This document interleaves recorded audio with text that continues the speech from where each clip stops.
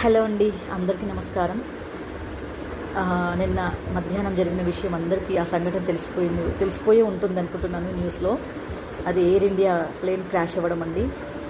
ఢిల్లీ నుంచి బాగానే సేఫ్గా వచ్చింది. అహ్మదాబాద్ నుంచి మళ్ళీ లండన్కి టేక్ ఆఫ్ అవుతుంది. అసలు అలా జరగడము అసలు ఎవరైనా ఆపగలిగారా? అసలు అంతమంది చనిపోవడం అంటే ఒకేసారి.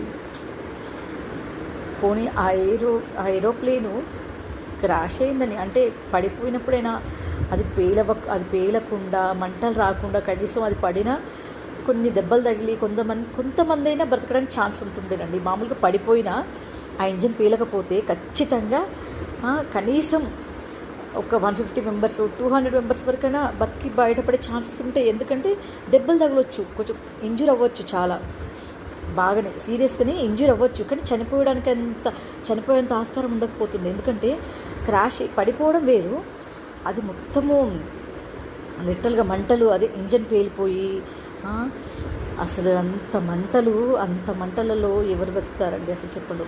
కానీ ఒక్క అతను బ్రతికి బయటపడ్డాడంట. అసలు నిజంగా తను మృత్యుంజయుడే అనుకోవాలి. తన హోల్ ఫ్యామిలీ అసలు ఎంత ఖుషిగా ఫీల్ అవుతున్నారో తెలియదు. కానీ లిటరల్గా ఆ ఒక్కడు బ్రతికేయడం అనేది కూడా మనకి ఎంత హ్యాపీనెస్, అవునా కదండి? చెప్పండి ఒక మాట.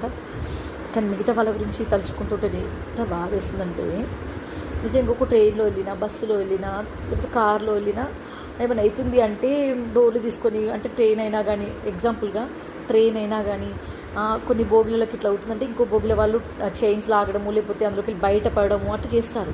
బస్ అయినా ఈవెన్ అంతే. మన కార్లో అయినా మనం డోర్స్ ఓపెన్ చేయడము, సంథింగ్ ఏదో ఒకటి ఉంటుంది, మనకు ఛాన్స్ ఉంటుంది బ్రతకడానికి. కానీ అది ఏరోప్లేన్ కదండి. దానికి ఏమన్నా ఇట్లా అవుతుందని ఎయిర్ పైలట్కి ముందే తెలిసినా వాళ్ళకి ఇన్ఫర్మేషన్ ఇస్తారు నిదానంగా, మెల్లగా. ఎందుకంటే వాళ్ళకి సడన్గా చెప్తే ప్యానిక్ అవుతారని. మనం ఇంట్లో ఉన్న వాళ్ళము చిన్న విషయాలకే మస్తు ప్యానిక్ అవుతుంటాం. దట్టు వాళ్ళు ఏరోప్లేన్లో ఉండి అది గాల్లో ఎగిరేది కాబట్టి వాళ్ళకి ఏమైనా చెప్పినా కానీ చాలా ప్యానిక్ అవుతారు. అందులో పెద్దవాళ్ళు ఉండొచ్చు, కొంచెం బాగా భయపడే వాళ్ళు ఉండొచ్చు.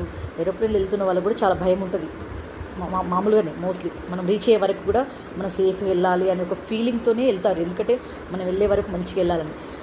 ఏదైనా ప్రాబ్లం ఉంది, ఎమర్జెన్సీ మనం ల్యాండ్ చేస్తున్నామని ఎయిర్ పైలట్ చెప్పినా కూడా కొందరు ప్యానిక్ అయిపోయి హార్ట్ అటాక్ వచ్చే ఛాన్సెస్ కూడా ఉంటాయి కొందరికి. సో చెప్పండి, ఏది శాశ్వతం అసలు? అంతమంది చిన్న పిల్లలు ఉన్నారు, అందులో పేరెంట్స్ ఉన్నారు, కపుల్స్ ఉన్నారు, హోల్ ఫ్యామిలీస్ ఉన్నాయి. వాళ్ళందరికీ అసలు నిజంగా వాళ్ళ ఆత్మకు శాంతి చేకూరాలని కోరుకుంటున్నాను నేనైతే. ఎంత బాధేస్తుందంటే